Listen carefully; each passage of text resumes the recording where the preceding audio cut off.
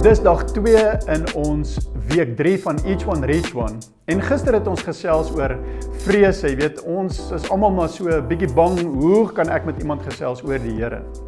En ek hoop dat jy daardie video en die gesprek wat Henk en Zelda met jou gehad het, geniet en dat dit jou bietjie gehelp het. Nou vandag wil ek met jou gesels oor hoe kan ons met mense connect?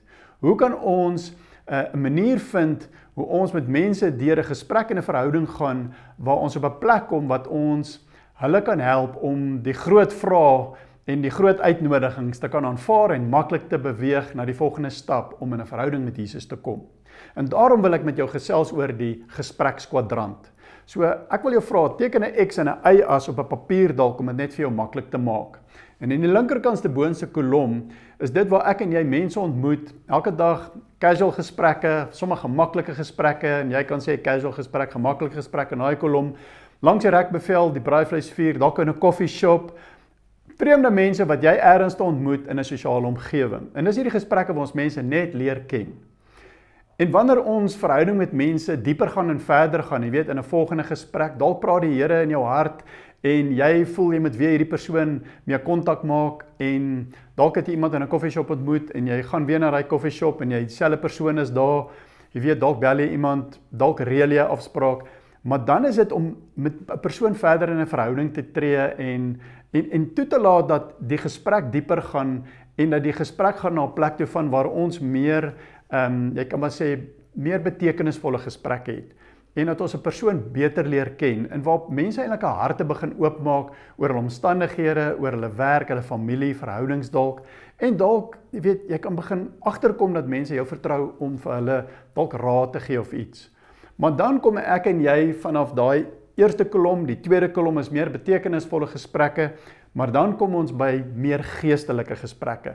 Dit is aan jou regterkant onder dan op hierdie 4 kwadrante waar jy met mense gesprekke het rondom situasies in hulle lewe en jy identifiseer met daai situasie. En ek wil vir jou net noem dat dis belangrik dat ons nie in hierdie eerste 3 kwadrante, of dit nou oor dae, weke en selfs maande is, waar ons stadige dieper verhouding met iemand bou, 1, 2, 3, 4, dalk 6 afsprake, geleenthede wat ons mekaar gesels, dat ons baie gou kom by die plek wat ons oor Jesus praat nie. Dit is ons met die Here kans gee om in mense se harte te werk, en die manier hoe ons in hulle lewe betrokke is, sê vir hulle iets van, hulle is waardevol, en hulle beleef iets van die Here wat hulle nog nie self agterkom nie, van sy liefde, en van hoe betekenisvol hulle eintlik vir hom is. En dis wat ek en jy doen, wanneer ons die heerlikheid van die Here dra in ander mense se lewe in.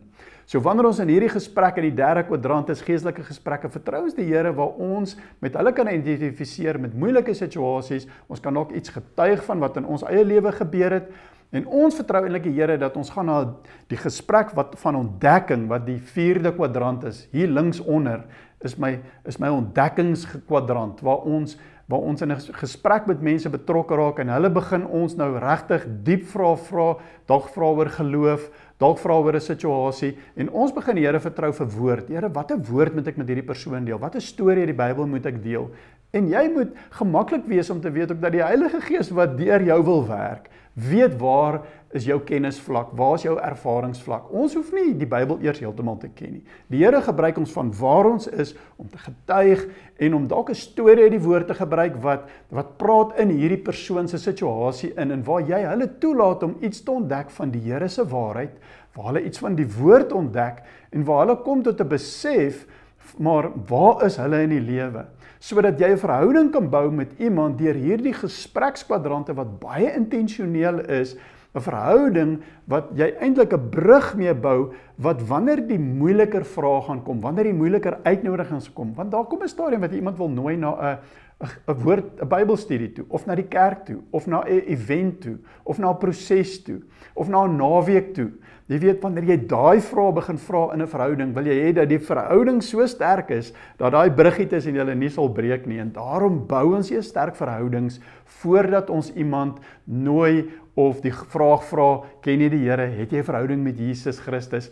Die gesprekskwadrant help ons om daai verhouding sterk te maak. En ek wil jou nooi om die Here te vra in jou gebed. Here, wys my vandag, wie is dit wat jy op my pad bring, wat ek mee 'n pad kan stap? Wie is daardie mense wat ek reeds ontmoet het, vandag of gister, wat U wil hê ek met mee kontak maak? Wie wil U mee dieper gaan? Wie wil hê met ek verhouding mee bou?